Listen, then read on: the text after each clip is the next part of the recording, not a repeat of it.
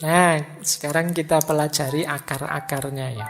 Agak banyak ini, yang biasanya jadi sumber pikiran negatif.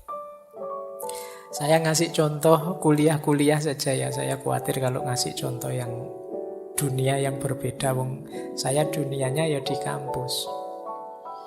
Yang pertama, sumber pikiran negatif itu bisa jadi dari penyaringan kita. Jadi kita mengabaikan yang positif, kita saring, kita ambil yang negatif saja. Nah, ini namanya menyaring. Kayak kuliah, misalnya ada mata kuliah yang kita lulus dengan nilai C+. Sementara kita ingin nilai A. Terus hanya karena itu terus mikir, berarti saya itu bukan mahasiswa yang hebat. Sudah merasa negatif. Padahal mungkin hanya mata kuliah itu yang nilainya C. Tapi kita tidak melihat mata kuliah yang lain yang nilainya A. Pokoknya hanya gara-gara itu. Jadi kita saring, kita ambil yang jeleknya saja. Ini akar pikiran negatif. Orang seperti ini biasanya juga sulit mengapresiasi keberhasilan orang lain. Ada orang prestasinya 10, ada satu yang buruk, ya satu yang buruk ini yang dikejar-kejar. Ini berarti cara berpikir penyaringan. Menyaringnya diambil yang jelek-jelek saja. Ini akar yang pertama. Akar yang kedua, lahirnya pikiran negatif itu karena cara berpikir hitam putih. Kalau tidak A ya B. Jadi hidup ini ya kalau nggak gagal ya sukses. Nggak pernah kita pikir ada orang itu nggak sukses-sukses amat. Mungkin bisa kita sebut dia setengah sukses. Yang kamu nggak gagal banget ya setengah gagal atau seperempat gagal lah misalnya. Kan apa nggak bisa begitu. Kita selalu inginnya langsung kalau nggak baik ya mesti buruk. Orang itu kadang-kadang ada yang abu-abu juga. Entah baik, entah buruk kita juga tidak tahu fullnya gimana. Tapi ya ada baiknya, tapi juga ya tidak sepenuhnya baik lawang manusia aja kok. Nah kita sulit berpikir gini, kita mikirnya selalu hitam putih. Kamu anak soleh apa anak mursal misalnya, itu kok hanya dua itu. Wong alternatifnya bisa banyak.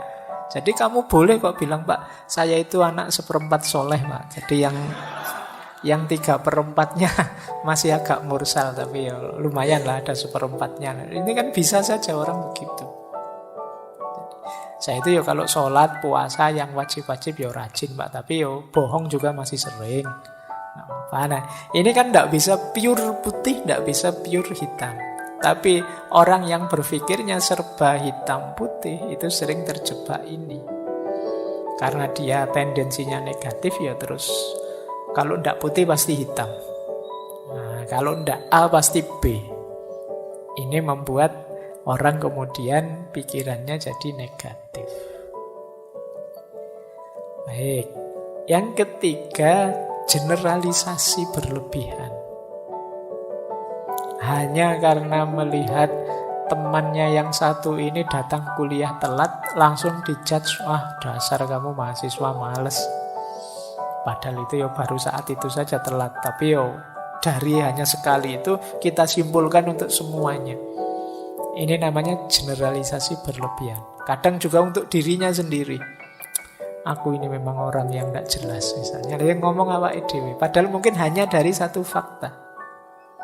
Hanya sekedar lupa naruh kunci misalnya. Itu dirinya sendiri dimaki-maki. Dasar bodoh, dasar orang pelupa. Ini namanya over generalisasi. Apa ya sih hanya karena itu saja kok.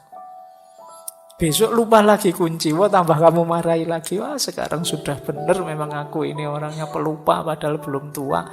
Masih muda kok sudah pikun. Aku ini kok dimarah-marahi sendiri dirinya. Ini jenis negative thinking. Jadi mikirmu serba negatif. Kalau yang positif kan tidak sedasar itu. Kuncinya ketinggalan. Biasa manusia itu tempatnya salah dan lupa. Besok ketinggalan lagi. Biasa manusia itu salah dan lupa. Jadi Argumennya sama, cuma intonasinya yang agak berbeda. Nanti hari ketiga ketinggalan lagi. Biasa, masih rada abot wisan. Jadi biar positif, jadi tidak negatif thinking. Baik, jadi ini akar, 3 akar yang pertama ya. Menyaring yang negatif saja, berpikirnya hitam putih, atau mengeneralisasi berlebihan.